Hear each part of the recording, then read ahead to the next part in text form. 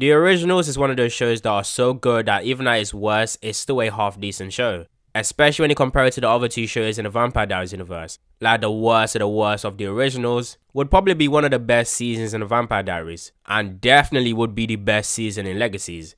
So, join me as I rank every single season in The Originals from worst to best. And as always, let me know your rankings in the comments below. I've not lived an honorable life. You know that. But doing this, taking the darkness into myself so no one else is afflicted by it, that is an honorable death, and I can do that. I can do it. Hope.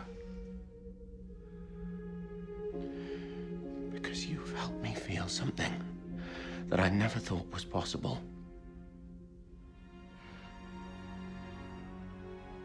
Unconditional love.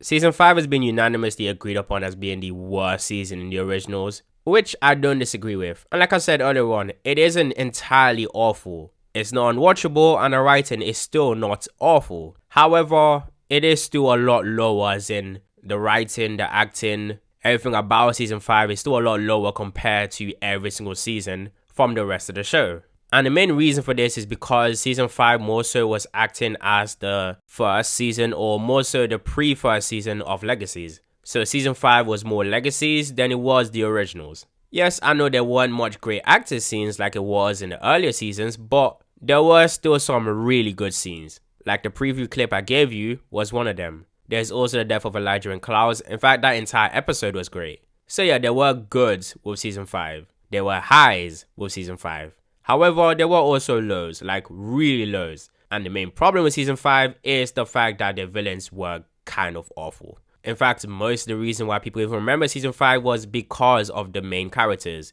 The villains were not just forgettable, they were also really bad. I think this is Hope's best season, of course, mainly because she spoke more, which is annoying based on the fact that this is it for her character. Legacies did not develop on this at all. This is the highest she ever got until season 4 of Legacies, which is quite annoying like I said earlier. Greta is one of the worst conception in the entire verse. Nothing about Greta makes sense. All of her vampires also don't make any sense. Most of the villains in the Vampire Diaries universe tend to be broken villains, as in, there's a lot more depth to their character, they're not just full-on evil. There are the odd one or two in which they were completely bad, but for the most part, a lot of them are broken characters. Greta was supposed to be a broken character, but it did not come off that way because her backstory doesn't even make sense as to why she's behaving the way that she does.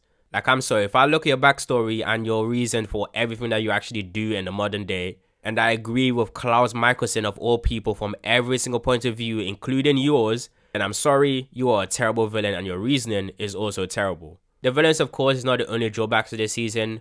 There were some stupid moments, like for example Hayley's death, in which the entire scene makes no sense. Like, you can just tell that they really just wanted Hayley to die. You got Klaus pulling a wild steak from Narnia. Like, there were some lows. Like, you can just tell that they really just wanted to wrap everything up and obviously give Legacies the best possible start it could possibly have. And Legacy somehow managed to fumble that. I'm not giving up. Is it really giving up though, Freya? Elijah's 1,000 years old. How many lifetimes is going to be enough? How much longer is he going to feed off the blood of innocent people whose lives amount to a fraction of his own? I get it. Okay, you hate us. But that doesn't mean that Elijah has to die stopping some beast that crawled from the basement of your city. There's no other choice. We don't have any other option, Freya. You Mikaelsons, you're the oldest family in the whole world. You're the oldest family of all time. You've seen empires rise. You've seen empires fall. You've seen ages begin and end. And yet somehow, despite every single thing you have seen with your own eyes, you fail. You fail to see the obvious. You don't get the takeaway. Everything dies, Freya. Not Elijah. Not today, okay? There are some people that actually have season 4 ranked even higher, which is insane to me. Like, some people actually have season 4 ranked above season 1.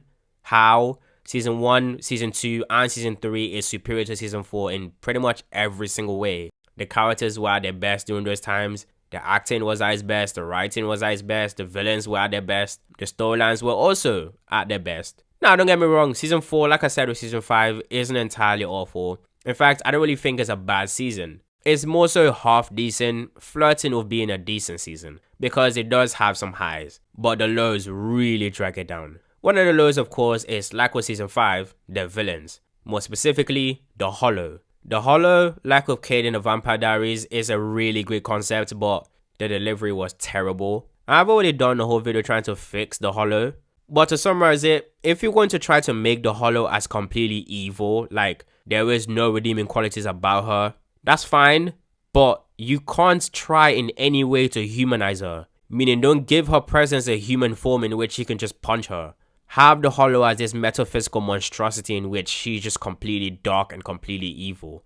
And for all of that to work, you need two things. You either need smaller minor villains, in which they're all great and complex characters, or to have the Hollow be directly connected to one of the main characters. More specifically, a character that we all like. And I nominated Elijah because Elijah hasn't and doesn't really do much in the originals.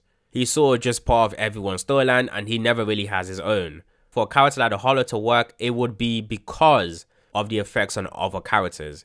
Her as a character wouldn't be a greatly written character, but the effect that she has on other people is what would make her a great character. And both of the classifications that I said that she needs to be put into, in terms of the effects that she will have on certain people, there were examples of that in media. Having a main villain, but also having minor smaller villains in which they are the ones actually greatly written and the main villain isn't. But the reason why the minor villain is greatly written is because of their relationship with the main villain. An example of this is Avatar The Last Airbender, more specifically Fire Lord Ozai and Azula. And then on the other hand, you have the main villain being tied to one of the main characters, as in one of the most popular characters, and have more of a parasite relationship by taking over their body. And of course, I'm describing Void Styles from Teen Wolf. The reason why Season 4 was ranked above Season 5 is because the Hollow storyline is probably the only problem with Season 4. Like, when it gets high, it gets really high. You can tell the acting is still top notch.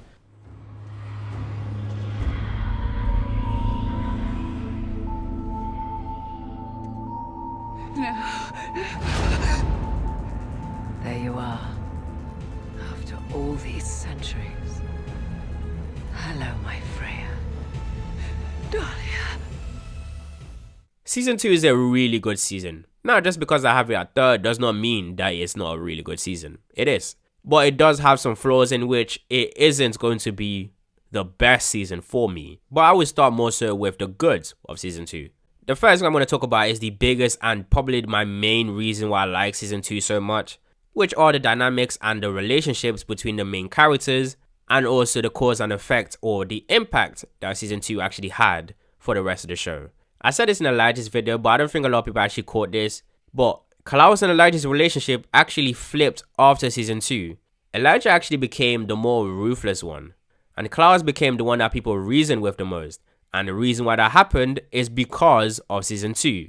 Elijah's stuff was because of Esther, and Klaus's stuff was because of how he won against Dahlia. Klaus, although he beat Dahlia, he lost everything valuable to him except for hope. And the best way to notice that is exactly how Klaus argues with his family. In Season 1 or before Season 2 ended, Klaus would argue until he wins, and if he doesn't win, he gets very violent. However, after Season 2, so from Season 3 onwards, Klaus usually stops arguing very quickly, mainly because he doesn't want to go down that road again.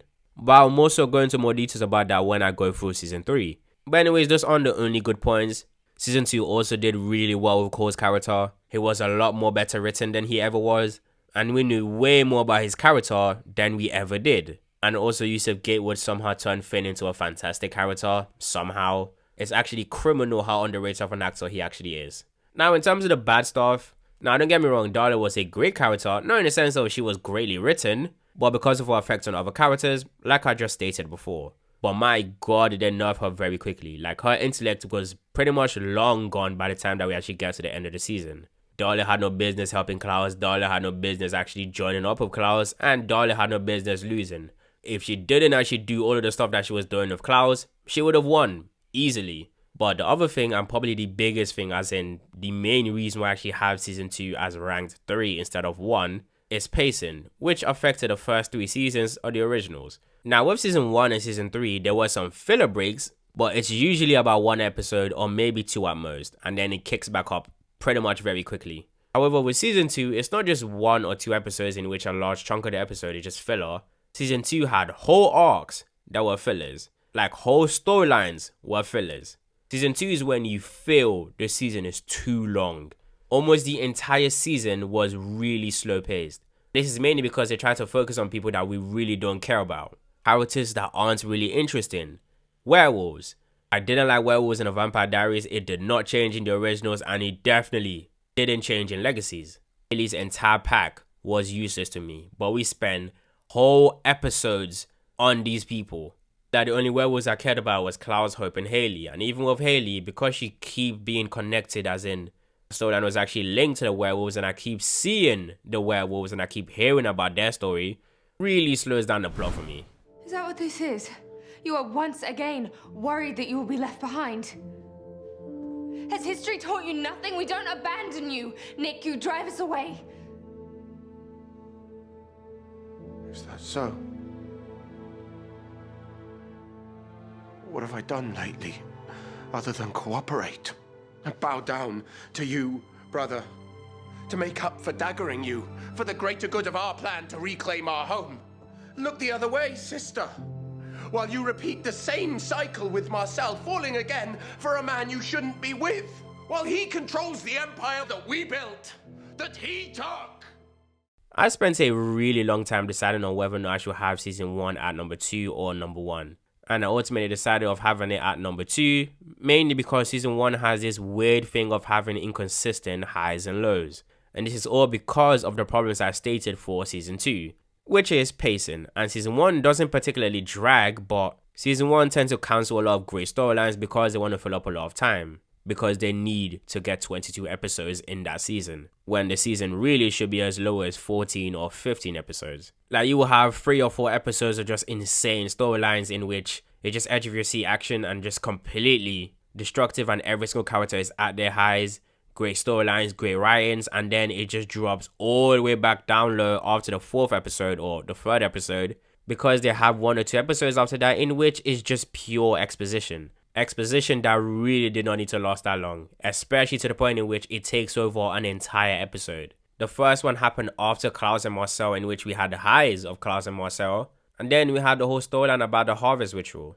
Yes, it's important, but it did not deserve to last the entire episode, in which most of the main characters, as in the characters that are integral to the main storyline, all of their storyline in that episode be revolved around, and then the season picked up again when Tyler showed up and we had more Klaus versus Marcel, and then we went straight back to Davina. Now, don't get me wrong, I like Davina, but her storyline in season 1 was not really that captivating enough to actually last an entire episode. And after Davina had to be sacrificed to complete the harvest ritual, like, the season just died down until Genevieve showed up, in which he kickstarted again. But then after that, it just died down again and then picked back up right at the ending. So yeah, it was just up and down and up and down.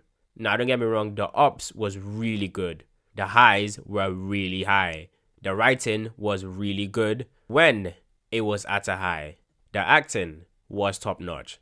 Some of the best episodes in the verse occurred this season. But because of its inconsistency, I physically can't have it above season 3.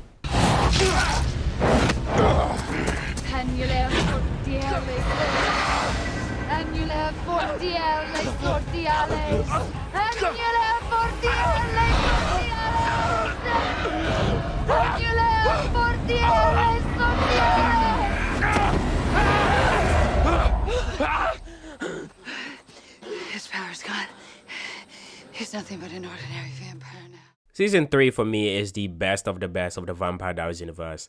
I think other than Lucian's storyline when he became an upgraded original, there really isn't much of a flaw with season 3. Like, it's that good. Like, there are so many great scenes, especially the ones that showcase great character growth for Klaus. For example, his argument with Hayley at the start of the season.